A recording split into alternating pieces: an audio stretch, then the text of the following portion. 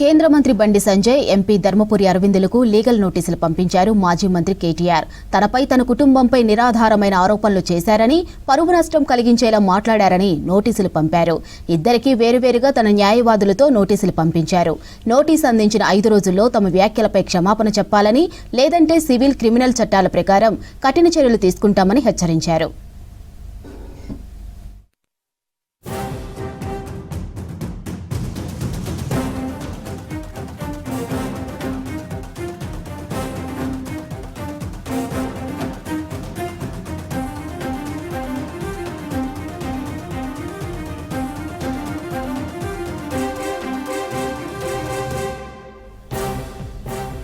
బండి అరవింద్ తన రాజకీయ ప్రతిష్టను దెబ్బతీసేలా, ప్రజల్లో తనపై ఉన్న నమ్మకాన్ని దెబ్బతీసేలా మాట్లాడారన్నారు కేటీఆర్.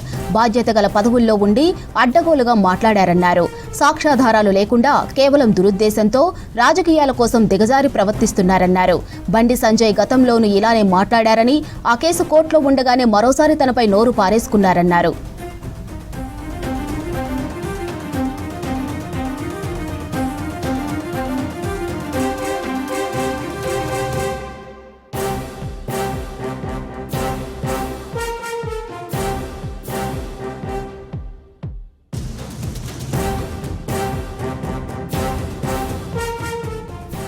బండి సంజయ్కు పంపిన నోటీసులో ఫోన్ ట్యాపింగ్ కేసుపై ఆయన చేసిన ఆరోపణలను ప్రస్తావించారు కేటీఆర్.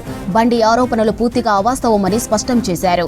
అరవింద్కు పంపిన నోటీసులో ఆయన చేసిన వ్యక్తిగత దూషణలను తప్పుపట్టారు.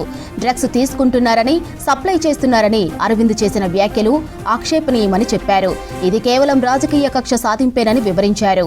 రాజకీయ ప్రయోజనాల కోసం వ్యక్తిత్వ హననానికి పాల్పడితే న్యాయపరంగా మూల్యం చెల్లించుకోక తప్పదని చెప్పారు కేటీఆర్.